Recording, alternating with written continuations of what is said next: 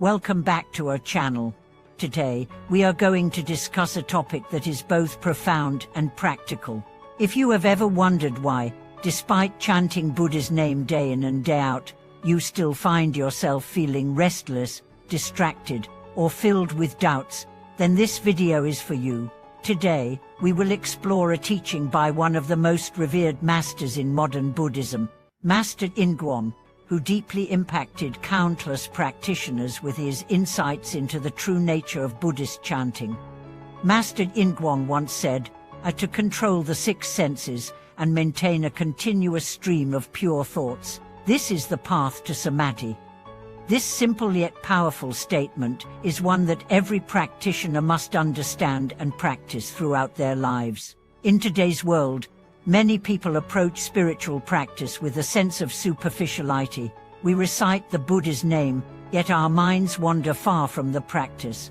As we chant Namo Amiti Pho with our lips, our thoughts drift toward worries about work, family, and personal concerns. We wonder, why isn't my chanting working? Why am I still struggling with anxiety, restlessness, and inner turmoil, despite all these years of practice? Master Ingguan's teachings provide the answer. The issue is not the chanting itself, but our inability to control the six senses.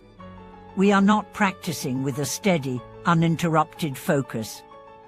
What does it mean to control the six senses? It means to bring our eyes, ears, nose, tongue, body, and mind away from the distractions of the world, and focus them entirely on the recitation of the Buddha's name. This practice is not just about the mouth reciting words, it is a holistic return to harmony in both body and mind.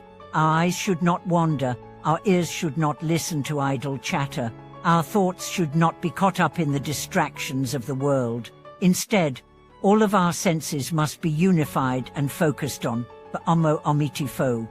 In our modern world, the greatest affliction is not suffering itself, but the chaos and confusion that surround us. Each day, we are bombarded by noise, distractions, and temptations, which pull our attention in many different directions. Our senses are constantly torn between the external world and our internal state. Master Ingguan teaches us that the way to break free from this chaos is to control the six senses and let the Buddha's name flow uninterrupted in our minds.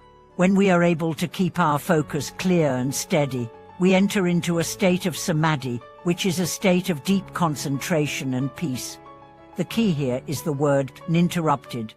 This is essential because continuous and focused chanting allows the mind to settle into a state of stillness. In other words, it is not about chanting as many times as possible, but about the quality of the chant.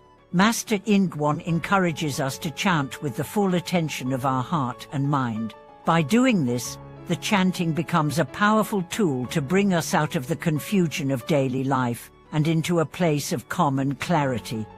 Master Ingguan emphasized that the purpose of chanting Buddha's name is to develop true faith, generate sincere vows, and engage in the practice of chanting with single-minded devotion.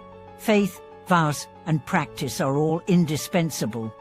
What does this mean? Chanting Buddha's name is not just a superficial practice, it is a complete system that integrates our body, speech, and mind into a unified act of devotion. Simply reciting the Buddha's name without genuine faith, without a sincere wish to be reborn in the Pure Land, and without focus, will not bring about the results we desire. True chanting, according to Master Ingguan, involves the whole being. It means that when we recite the Buddha's name, our mind is fully focused on the sound, our eyes are focused on the image of the Buddha, and our bodies in a state of respectful posture. The chanting becomes a moment of complete unity between body, speech, and mind, bringing about a state of peace and clarity. This is what Master Ingguan calls true samadhi, a state where there is no distraction, no mental wandering, and no interference from the outside world. To achieve this, we must learn to control the six senses. Master Ingguan's teachings are a reminder that spiritual practice requires discipline and attention. It is easy to get distracted by the business of daily life. We may chant for hours, but if our minds are scattered and our senses are not controlled, our practice will not yield the desired results. By focusing our senses and bringing them back to the Buddha's name, we allow our minds to enter into a state of deep concentration. It is this concentration that allows us to experience true spiritual transformation. A practical tip Master Yingguang offers is to listen to the Buddha's name with full attention. He explains that listening is a powerful way to focus the mind. If we listen intently to the sound of the Buddha's name, we can keep our thoughts from drifting away. In today's world, where distractions are endless, this practice of listening becomes even more important. It is easy to think that louder chanting will be more effective, but this is not necessarily the case. Master Yingguang reminds us that chanting should be done with a steady, moderate pace, neither too fast nor too loud. Chanting should be like speaking to a loved one, gentle, respectful and sincere. For many people, chanting becomes a source of frustration because they feel they are not doing it correctly. They may feel that they are not chanting with enough energy or that they are too distracted to make progress. However, Master Yingguang's teachings remind us that the key is not to be perfect but to continue without giving up. Even if we find ourselves distracted or our mind is restless, we must keep chanting. The important thing is to never abandon our practice. It is through persistence, even in the face of difficulty, that we will eventually attain the state of true concentration. There is a story that perfectly illustrates this point. A lay practitioner, living in a noisy, bustling city, was struggling to focus on his practice. Despite his best efforts, his mind was constantly pulled away by the chaos of daily life. Frustrated, he asked his teacher, "How can I practice in such a chaotic environment?" The teacher replied, "The more chaotic the environment, the more you need to chant. If you can find peace amidst the chaos, then you have truly cultivated your practice."